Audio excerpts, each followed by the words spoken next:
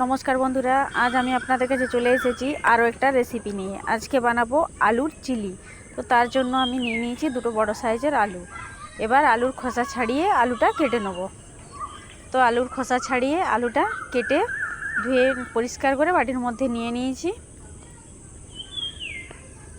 এবার এর মধ্যে দিয়ে দিচ্ছি লবণ, হলুদ গুঁড়ো,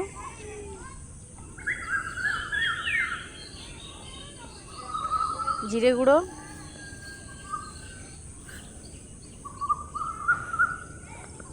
লঙ্কার গুঁড়ো,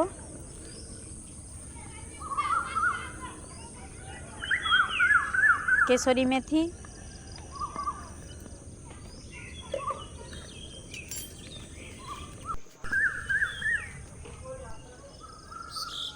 আর দিয়ে দিচ্ছি 1 চামচ পকোড়ার পাউডার।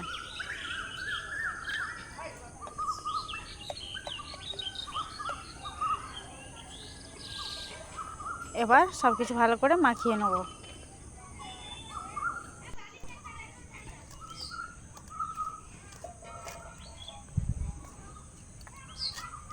সব কিছু মাখিয়ে নিয়েছি। এবার কড়াইয়ের মধ্যে নিয়ে নিয়েছি তেল। এর মধ্যে আলুগুলো ভেজে নেব।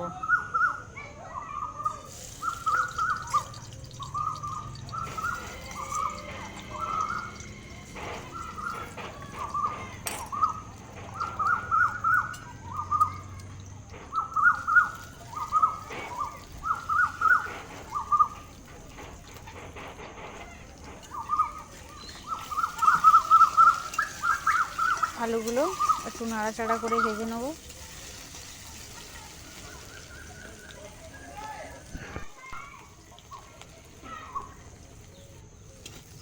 তো আলুগুলো লালচে করে ভেজে নিয়েছি, এবার তুলে নেব। ওই তেলের মধ্যে দিয়ে দেবো কুচানো পেঁয়াজ, ক্যাপসিকাম,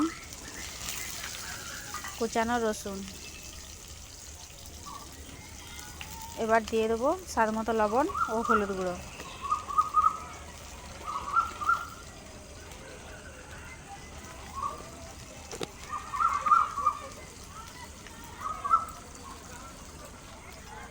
এবার পেঁয়াজ, ক্যাপসিকাম ও রসুনগুলো ভালো করে ভেজে নেব।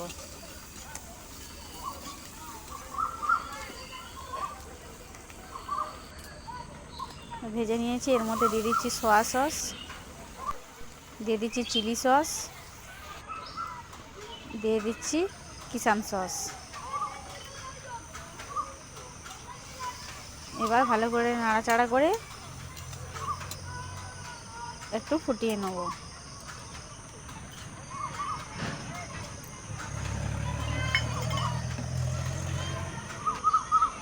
কিছুক্ষণ পর এর মধ্যে দিয়ে দেবো ভেজে রাখা আলু। আলুগুলো দিয়েও আরও কিছুক্ষণ ভালো করে ফুটিয়ে নেব।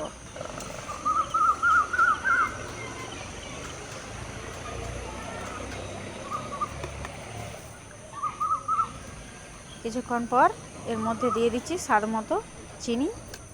এবার চিনিটা ভালো করে নাড়াচাড়া করে গলিয়ে নিয়ে তুলে নেব।